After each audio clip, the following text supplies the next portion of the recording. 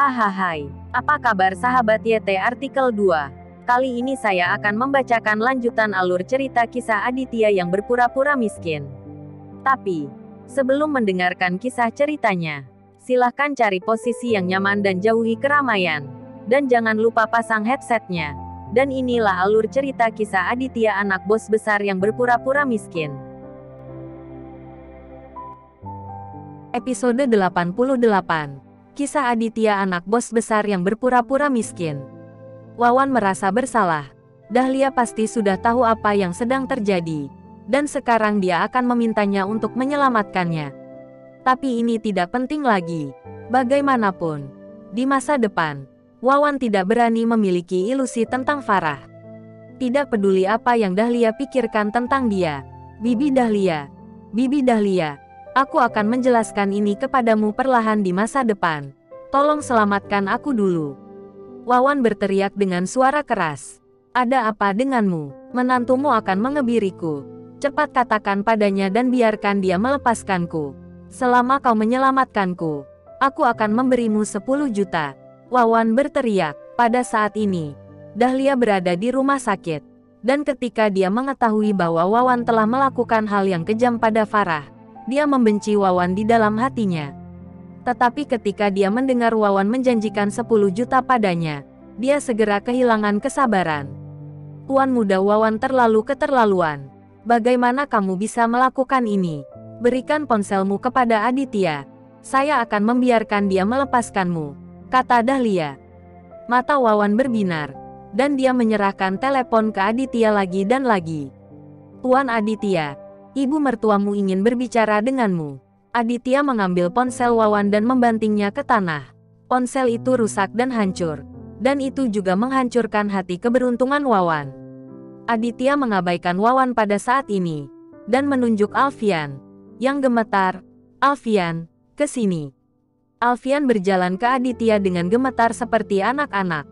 Aditya menamparkan wajah Alfian 7 atau 8 kali. Dia langsung mengejutkan Alfian. Berdiri di depan Aditya seperti orang bodoh. Bahkan tidak berani melepaskan suaranya. Kamu akan pergi hari ini pergi ke Afrika bersama putramu untuk bekerja sebagai kuli.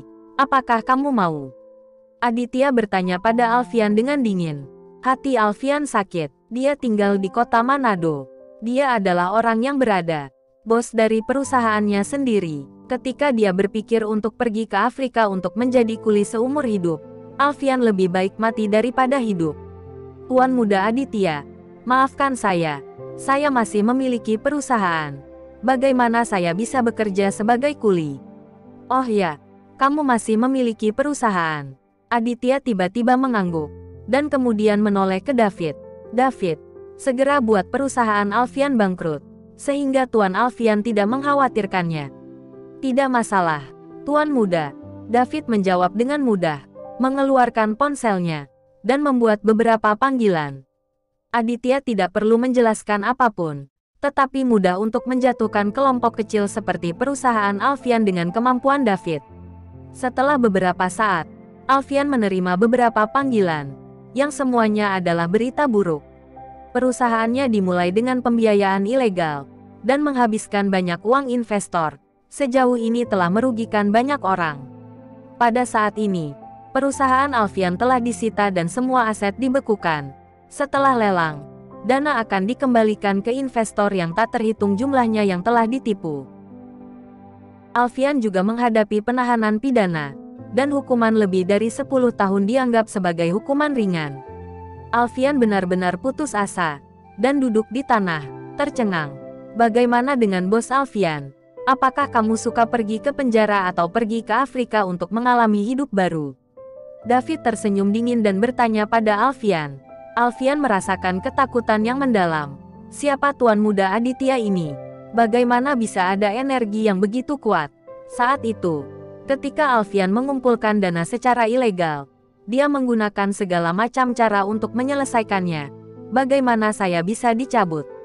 Wawan, kamu benar-benar idiot. Kamu bisa menipu ayahmu. Alfian menunjuk Wawan, dan menangis sambil marah.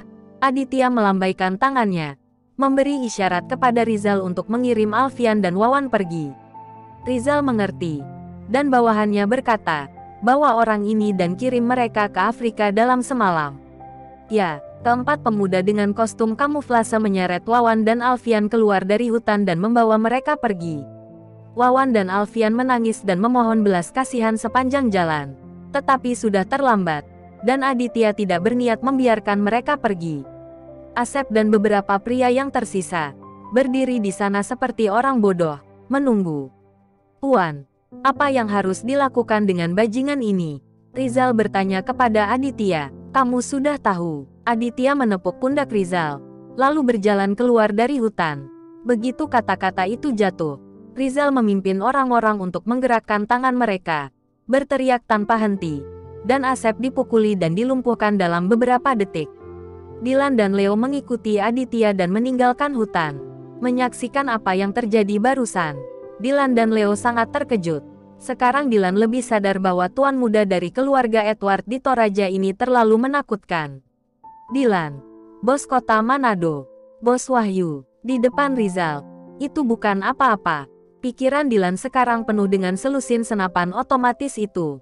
Dia tahu bahwa ini mungkin bukan seluruh keluarga Rizal. Apa yang dilakukan Rizal ini? Dilna memikirkan hal ini dengan ngeri, mengikuti di belakang Aditya. Tetapi dia tidak berani mengatakan apapun atau bertanya apapun. Aditya tidak mengatakan apa-apa di sepanjang jalan. Setelah dia keluar dari hutan, dia masuk ke bitnya dan pergi ke kota. Dilan dan Leo mengemudi di belakang. Mereka tidak bisa beradaptasi dengan ritme tuan muda Aditya, dan mereka sangat diam di sepanjang jalan. Setelah memasuki kota, Aditya menghentikan mobil, menurunkan jendela dan berkata kepada Dilan, "Kalian kembali dulu. Saya akan pergi ke rumah sakit." Aditya, Tuan Aditya, jika Anda memiliki sesuatu di masa depan carilah saya bersedia melayani Anda. Dilan keluar dari mobil dan tergagap di samping mobil Aditya. Melihat Dilan sangat gugup, Aditya tersenyum. "Kamu tidak perlu menahan diri. Kembali, Tuan Dilan." "Tidak, jangan panggil aku dengan sebutan Tuan. Kamu bisa memanggilku Dilan saja." Dilan sangat gugup. Setelah bertahun-tahun di jalan, ini adalah pertama kalinya dia melakukan ini, takut pada seseorang. Aditya tersenyum ringan, tidak mengatakan apa-apa, dan pergi ke rumah sakit tempat Farah berada. Aditya bertanya di ruangan mana Farah berada, dan Aditya masuk ke rumah sakit. Pada saat ini di rumah sakit, Dahlia dan Anjani berdiri di samping Farah. Farah benar-benar terjaga setelah infus. Berbaring di ranjang rumah sakit, dia masih ketakutan. Jika bukan karena panggilan Aditya pada saat kritis, dia tidak bisa membayangkan apa yang akan terjadi. "Farah, bagaimana perasaanmu sekarang?" Dahlia memandang Farah dengan cemas, dan merasa sangat menyesal. "Jika saya tahu bahwa Wawan bukan orang baik, saya tidak akan melakukan hal bodoh seperti itu.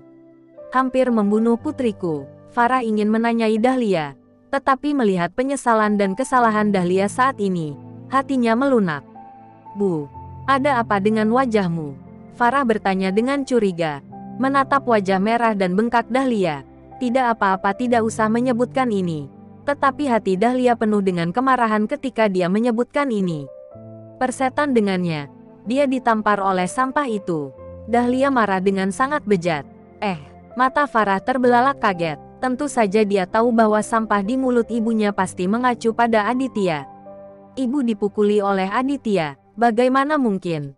Biasanya Aditya selalu patuh, tidak pernah membantah. "Bu, kamu membuat kesalahan. Bagaimana mungkin Aditya marah padamu?" Farah bertanya dengan tidak percaya. "Ibu tidak gila. Apa aku tidak tahu siapa yang menamparku?" Dahlia berkata dengan marah. "Aku benar-benar kesal. Bajingan ini semakin berani, dan bahkan berani main tangan pada ibu. Kakak, kamu lihat, dan jika aku melihatnya lagi, aku tidak bisa memaafkannya." Anjani berkata dengan marah. Farah benar-benar tidak berdaya. Tentu saja dia tahu bahwa Aditya mengkhawatirkannya. Jadi dia memukul Dahlia secara impulsif. Tapi ini merepotkan. Ibu adalah orang yang tidak pernah menderita tentang pemukulan. Bagaimana mungkin dia menyerah begitu saja? Farah turun dari ranjang rumah sakit.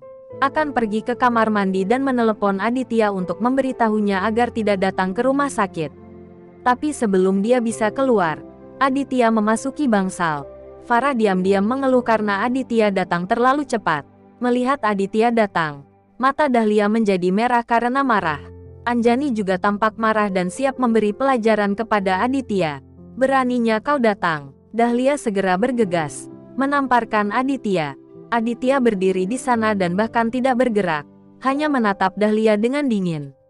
Dahlia terdiam, tidak jadi menamparkan Aditya, karena dia melihat bahwa mata Aditya tajam saat ini, dan seluruh tubuhnya penuh dengan martabat yang tidak dapat diganggu-gugat. Bu, apa yang kamu lakukan? Mengapa kamu tidak menamparnya? Anjani bergumam tidak puas, lalu dia melangkah di depan Aditya dan bersenandung. Hah, kamu sangat sia-sia. Kamu berani memukul ibuku. Aku harus memberimu pelajaran hari ini. Setelah itu, Anjani mengangkat tangan kecilnya dan pergi ke hadapan Aditya ingin menamparkan. Bersambung.